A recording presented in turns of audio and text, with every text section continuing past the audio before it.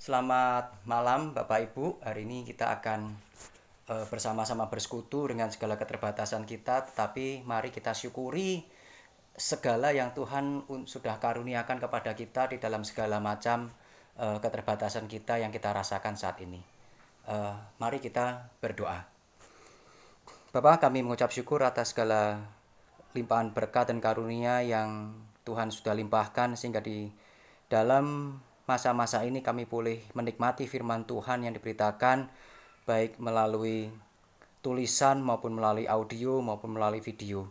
Tuhan, ajar kami untuk melihat betapa indahnya persekutuan di dalam Tuhan dan betapa Tuhan tidak dibatasi oleh ruang dan waktu. Kami serahkan pemeliharaan Tuhan, persoalan doa pada malam hari ini ke dalam tangan Tuhan. Kiranya Tuhan terus berkarya, Tuhan terus menuntun kami, mengingatkan kami bahwa Engkaulah sobat kami yang setia. Kami serahkan seluruh perenungan kami ke dalam tangan Tuhan. Dalam nama kami Yesus Kristus kami berdoa, kami mengucap syukur. Amin. Mari kita bersama-sama membuka dari dua bagian surat Ibrani 2 ayat 18. Dan nanti kita akan buka di Matius 4 ayat 1 sampai 11. Ibrani 2 ayat 18.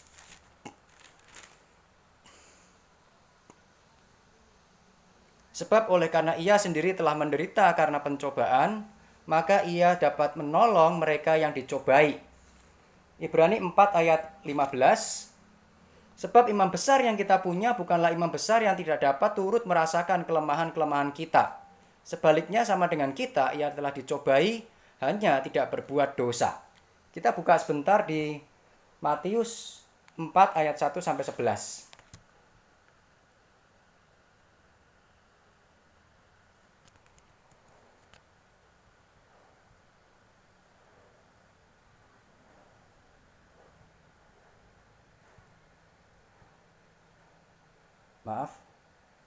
Matius 4 ayat 1 sampai 11.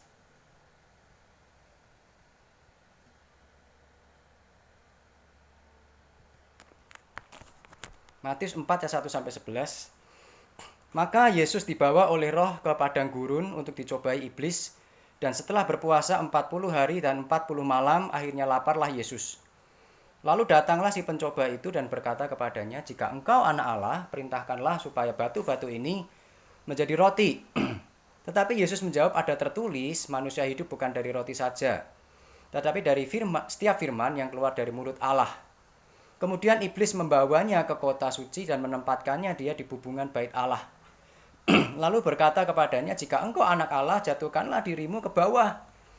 Sebab ada tertulis mengenai engkau ia akan memerintahkan malaikat-malaikatnya dan mereka akan menatang engkau di atas tangannya, supaya kakimu jangan terantuk kepada batu." Yesus berkata kepadanya, "Ada pula tertulis, janganlah engkau mencobai Tuhan Allahmu." Dan iblis membawanya pula ke gunung yang sangat tinggi dan memperlihatkan kepadanya semua kerajaan dunia dan dengan kemegahannya, dan berkata kepadanya, "Semua itu akan kuberikan kepadamu jika engkau sujud menyembah aku."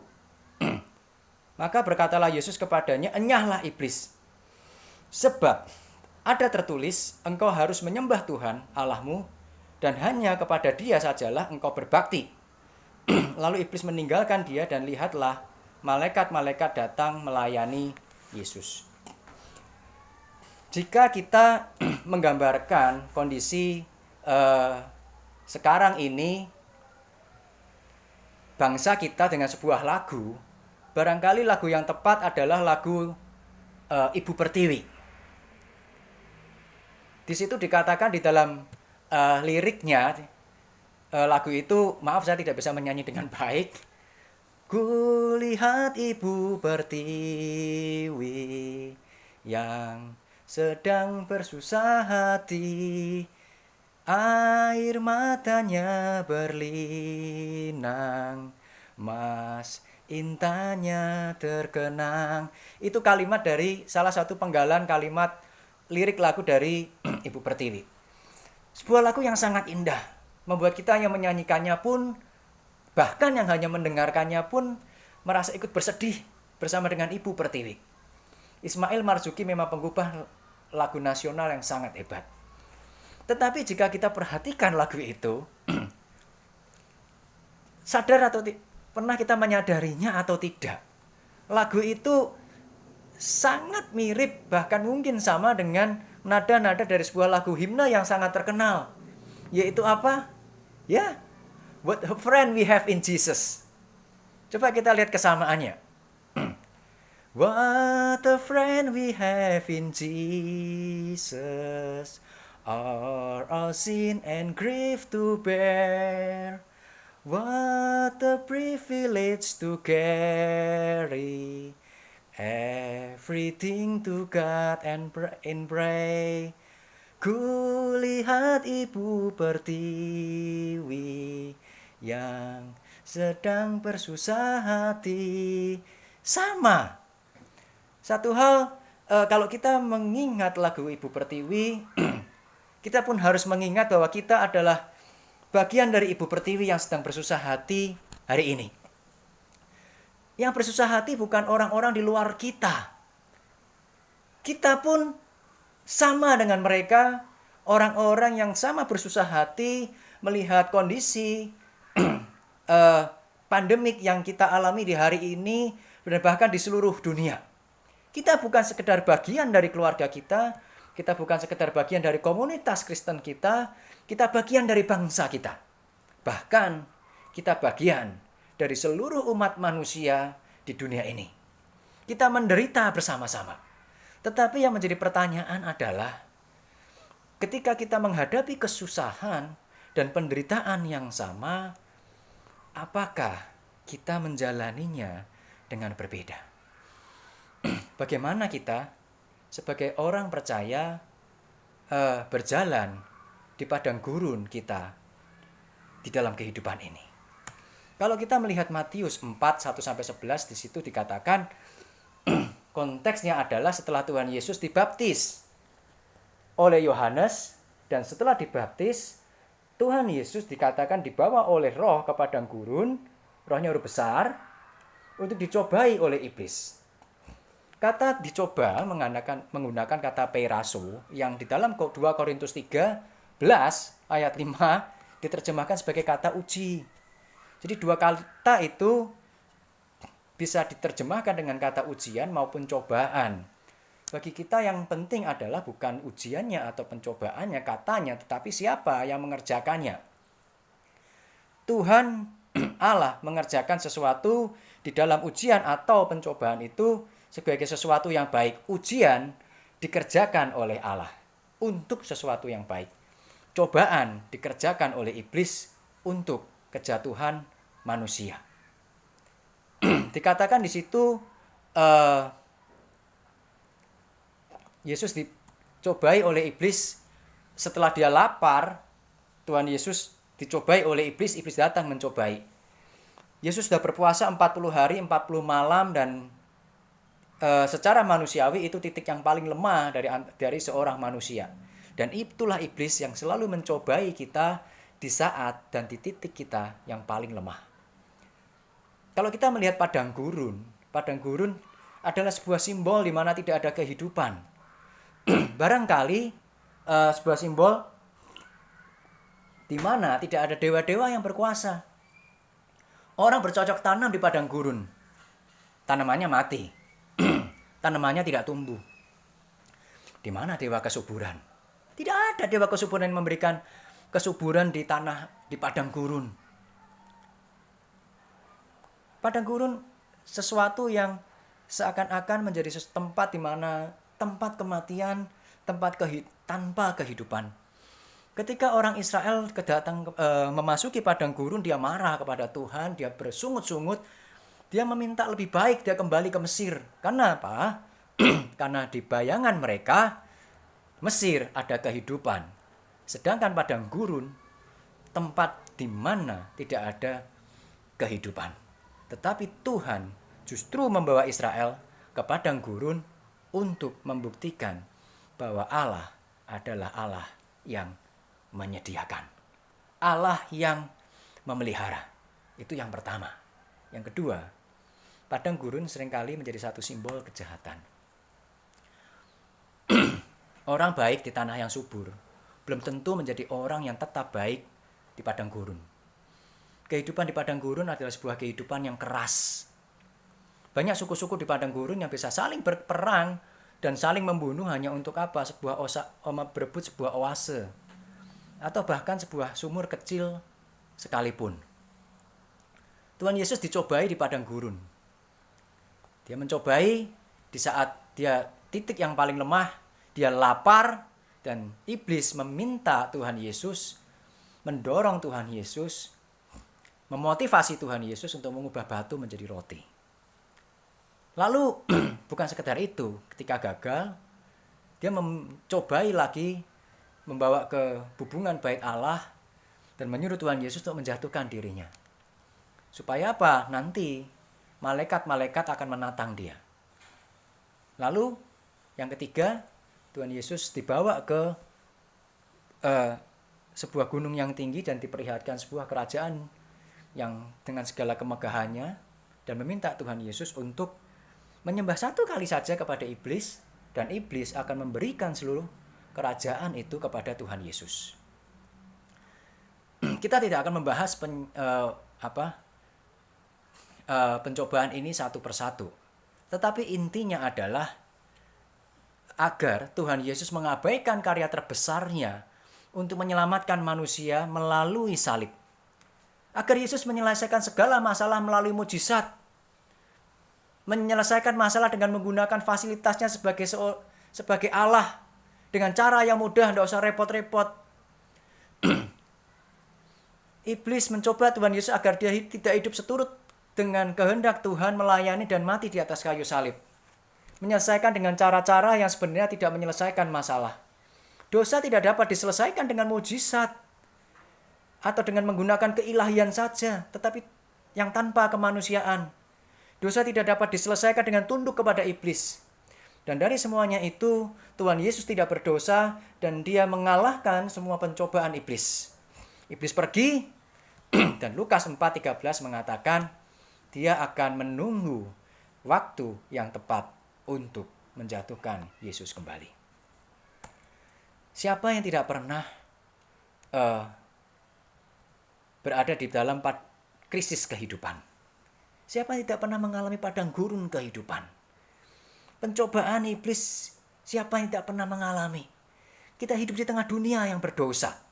Bukan sekedar kita hidup di tengah dunia yang berdosa, tetapi kita pun berdosa. Kita punya potensi kedagingan yang selalu ditantang oleh dosa kita. Agar kita selalu jatuh di dalam dosa dan tidak lagi mengikuti apa yang Tuhan mau di dalam kehidupan kita. Padang gurun seringkali membuka topeng seseorang.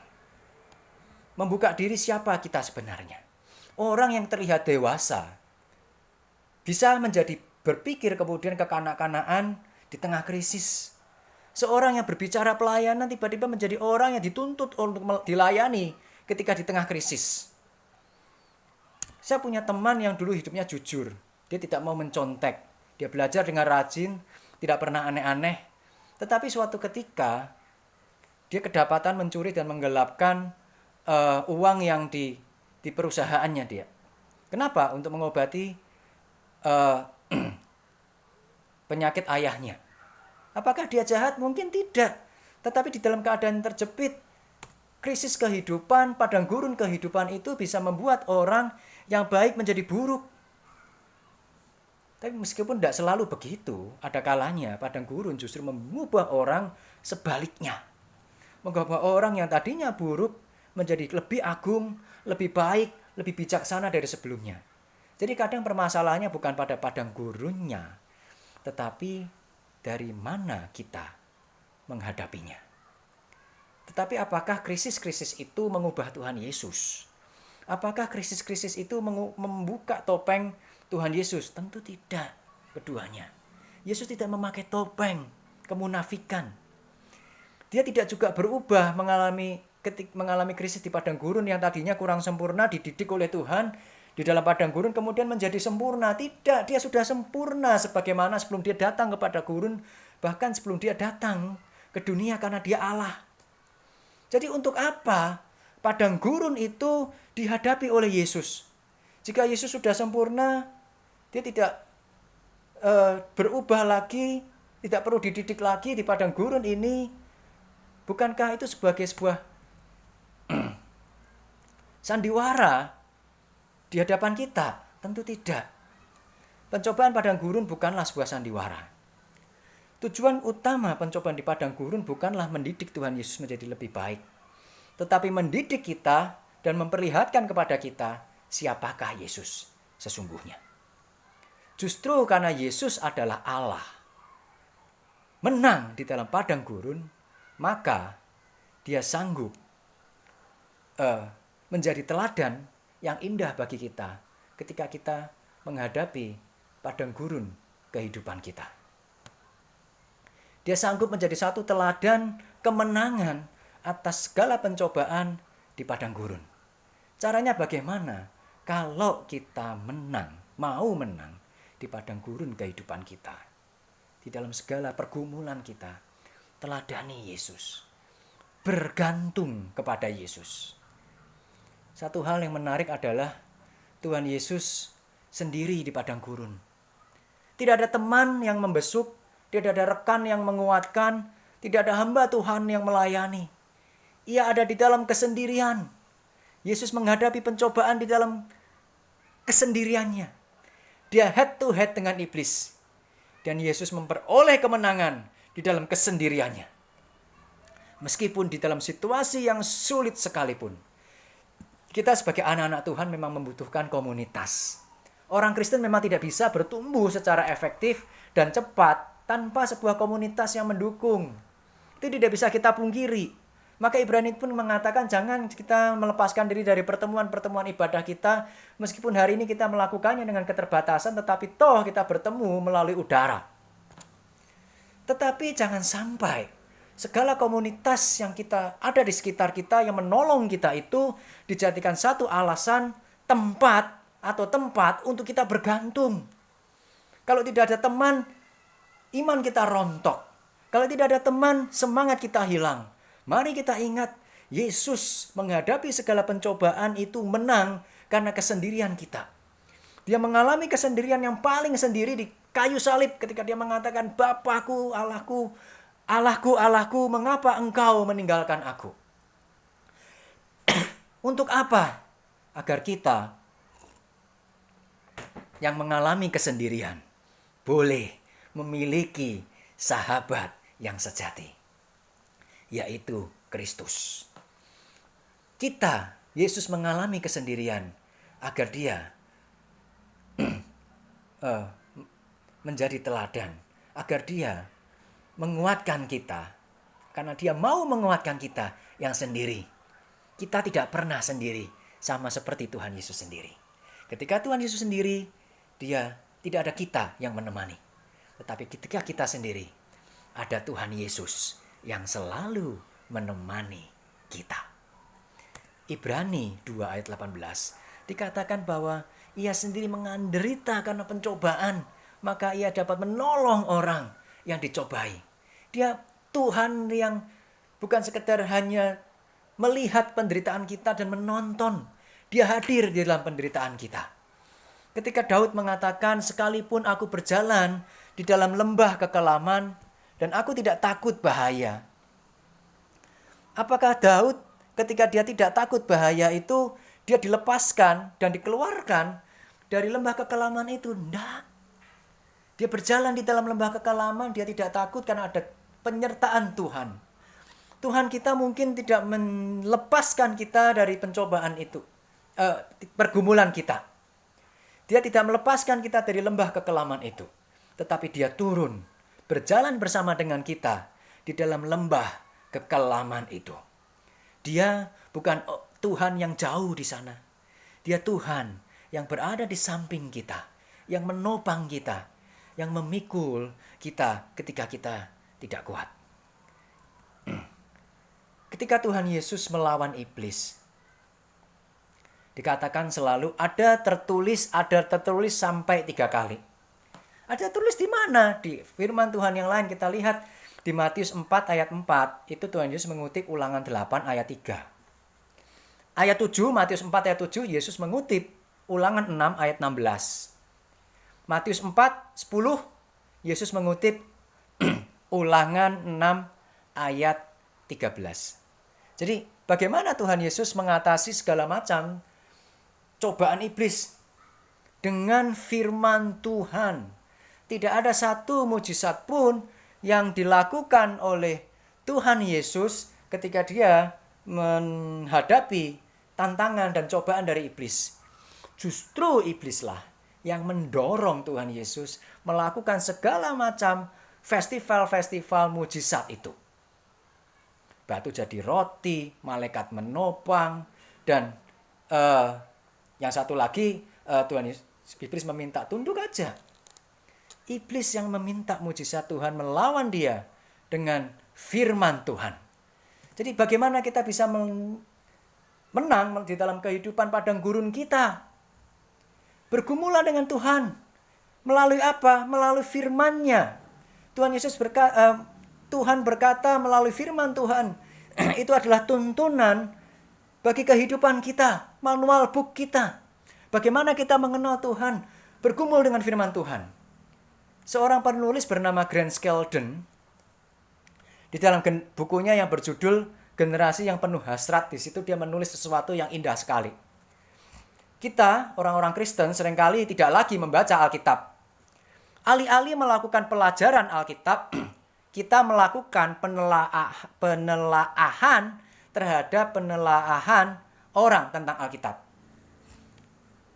Maksudnya apa? Kita tidak pernah baca Alkitab secara langsung dan menelaah sendiri, mendalami sendiri, merasakan bagaimana Tuhan memberikan iluminasi, hikmat kepada kita, dan kita dikuatkan melalui relasi kita dengan firman Tuhan. Tetapi kita lebih sering membaca renungan orang lain. Kita lebih suka menjadi pembaca-pembaca khotbah daripada membuat sebuah renungan yang bisa dibagikan. Dan itu yang kita tidak akan mendapatkan sesuatu yang maksimal. Kita merenungkan perenungan orang lain. Tetapi kita tidak merasakan sendiri bagaimana menggali firman Tuhan, merasakan nikmatnya bersekutu benar-benar dengan Tuhan secara langsung melalui Alkitab kita. Mari kita tentu punya kelemahan, tetapi mari kita jangan lupakan Alkitab kita. Baca. Pak, tapi kan perlu menafsirkan. Tentu. Jadi, ya belajarlah menafsir. Kenapa? Karena itu memenuhi hasrat kita dan kecintaan kita akan firman. Karena kita ingin bersekutu dengan Tuhan melalui firman-Nya, kita membutuhkan, kita mempelajari ilmu menafsirkan Alkitab dengan bertanggung jawab. Supaya apa? Supaya kita di dalam area privat kita, area pribadi kita benar-benar mendapatkan persekutuan bersama dengan Tuhan. Saya tidak mengatakan membaca renungan salah dan tidak bisa kita mendapatkan sesuatu yang indah. Itu semua membantu. Membantu untuk apa? Membantu penelaahan orang tentang firman Tuhan. Membantu kita untuk mengerti firman Tuhan yang kita baca. Itu gunanya. Jangan berhenti pada membaca buku rohani, renungan orang. Tetapi jadikan renungan orang, penelaahan Alkitab, buku-buku, komentari, penafsiran, bermuara pada pembacaan kita akan firman Tuhan. Padang gurun adalah area privat Tuhan Yesus. Di dalam kesendiriannya dia. Setelah itu, apa yang dia lakukan?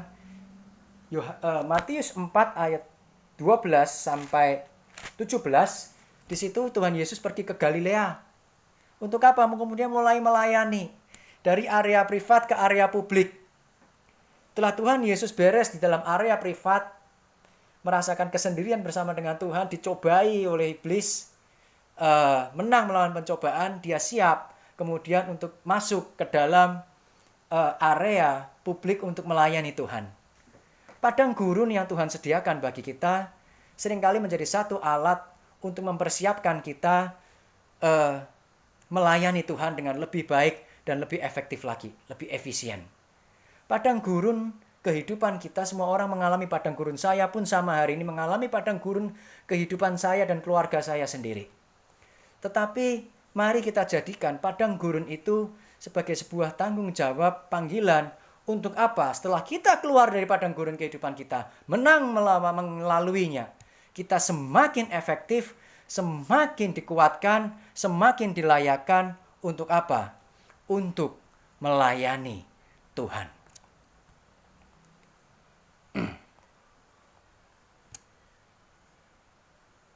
Kita, Tuhan Yesus tidak hanya menjadi sahabat kita setelah itu selesai. Tetapi ketika dia menjadi sahabat kita, dia juga sekaligus memanggil kita. Memanggil apa? Agar kita yang sudah merasakan relasi sahabat, sobat yang setia itu, kita boleh menjadi sobat yang setia, sahabat bagi orang lain. Relasi kita dengan Tuhan menguatkan kita untuk apa? Untuk kita berkarya bagi Tuhan, melayani Tuhan di dalam segala kelemahan kita. Kenapa? Karena ada Tuhan yang menopang kita. Di masa-masa sukar sekarang ini, bukan saatnya orang-orang percaya justru mengurangi pelayanan kita. Apalagi sampai mengalihkan kepada orang lain, mengalihkan kepada hamba Tuhan, mengalihkan kepada gereja dan sebagainya. Bukan itu yang Tuhan inginkan. Justru di masa-masa sekarang ini yang adalah saat yang tepat untuk menjadi partner bagi hamba Tuhan. Rekan bagi gereja. Untuk melayani satu dengan yang lain. Hari ini lebih banyak orang yang membutuhkan perhatian, membutuhkan kekuatan. Kalau itu dialihkan kepada sebagian kecil orang, kemampuannya terbatas, jangkauannya terbatas. Tetapi kita masing-masing kalau ada banyak jemaat yang saling melayani, saling menguatkan, akan menjadi sesuatu yang indah. Bereskan area privat kita dan masuk ke dalam area publik kita. Mari kita melayani Tuhan. Justru di dalam satu kebaikan kecil di masa ini memiliki satu makna yang besar. Kebaikan yang sederhana menjadi bermakna yang sangat besar bagi orang yang merasakan. Dibanding hal-hal yang sebelumnya. Kita mengalami keterbatasan. Mari kita gunakan retreat ini untuk berelasi dengan Tuhan di rumah dan melayani di dalam segala macam keterbatasan kita. Saya tidak mengajarkan kita menjadi orang yang nekat. Tapi mengajarkan kita menjadi orang yang penuh hikmat. Menggunakan segala macam yang ada dalam keterbatasan kita. Bergantung pada Tuhan. Dia akan memberikan solusi untuk kita melayani Tuhan. Menolong orang lain. Ketika kita menyanyikan lagu Ibu Pertiwi sekali lagi yang sedang bersusah hati. Sebagai orang Kristen, kita selalu akan diingatkan. Kulihat Ibu Pertiwi, what a friend we have in Jesus. Nada yang sama. Setiap kali menyanyikan lagu itu, kita akan ingat bahwa kita punya sobat yang setia. Jadi barangkali, dan saya yakin dan percaya, Tuhan Yesus, sobat kita, jawaban bagi Ibu Pertiwi kita yang bersusah hati. Mari kita latih asah kepekaan kita. Di luar sana, di luar gereja kita, di luar rumah kita, banyak orang yang membutuhkan pertolongan. Misalnya, saya malah melihat satu gambar dan di situ ditulis, dikatakan bahwa seorang ojek online sedang memakan makanan yang di-cancel oleh seorang pelanggan. Saya sedih, saya jengkel. Kenapa? Saya melihat terenyuh, dia makan sambil mengusap air mata. Sedih. Bukankah dia menikmati makanan itu? Betul. Tetapi bukan itu yang dibutuhkan. Makanan mahal. Mungkin harga satu makanan itu cukup untuk menghidupi keluarganya hari itu. Mari kita punya kepekaan. Justru mungkin kita memberikan sesuatu yang lebih. Kita pesan tetapi itu untuk mereka. Seorang sahabat bukan menyuruh orang lain melakukan hal yang kita sendiri tidak ingin lakukan. Asah kepekaan kita. Jangan bebankan pergumulan yang tidak kita ingin dipikulkan kepada orang lain. Jangan menyuruh orang lain melakukan tindakan yang kita sendiri tidak mau lakukan. Apalagi kita menyuruhnya sekedar untuk kepentingan kita. Itu bukan sobat. Seorang sobat memiliki empati, bukan manipulasi. Sekali lagi, kedua lagu ini berjalan berdampingan hari ini. Mari kita mengingatkan kepada orang di luar sana, orang yang bersusah hati, orang yang air matanya berlinang, bahwa ada sobat yang setia, yaitu Tuhan Yesus yang menyertai setiap manusia yang lemah, setiap orang yang membutuhkan, dan Dia bekerja melalui diri kita masing-masing. Ini bukan saatnya mengeluh, ini bukan saatnya menuntut, tetapi ini saatnya untuk kita memberi di dalam keterbatasan kita sekalipun. Apa yang harus kita lakukan? Datang kepada Tuhan. Gunakan momen-momen kita sendiri di rumah untuk hidup bersama firman Tuhan secara langsung. Untuk mendalami firman Tuhan secara langsung. Bagikan itu kepada sesama dan lakukan tindakan-tindakan yang nyata. Imam besar yang kita punya bukan imam besar yang tidak dapat turut merasakan kelemahan-kelemahan kita. Sebaliknya, dia sama dengan kita. Ia telah dicobai, tetapi dia tidak berdosa. Dia memberikan kekuatan agar tetap tahan dan hidup berkemenangan di dalam Tuhan. Hidup berkemenangan dan menjadi saksi dimanapun kita berada. Amin. Mari kita berdoa. Bapa, seringkali di dalam saat susah ini kami justru mengekspos kesusahan kami agar kami diperhatikan. Tuhan ajar kami untuk melihat retreat kami di rumah, masa isolasi kami untuk kami bersekutu dengan orang-orang di rumah, bersekutu dengan Tuhan, dan ajar kami menjadi lebih bijaksana. Meskipun kami terbatas, kami susah, kami boleh menjadi penolong bagi orang lain yang kesusahan juga. Dan kiranya ketika segala ini berlalu, situasi ini boleh berlalu dan kembali normal seperti biasa, kami menjadi orang yang berbeda. Orang-orang yang semakin layak dan semakin pantas melayani Tuhan. Semakin efektif dipakai oleh Tuhan. Berikan kami hikmat, berikan kami kekuatan, berikan kami pertumbuhan di masa-masa yang sulit ini. Terima kasih Bapa, kami serahkan seluruh kehidupan kami ke dalam tangan Tuhan. Dalam nama kami Yesus Kristus, kami berdoa, kami mengucap syukur. Amin.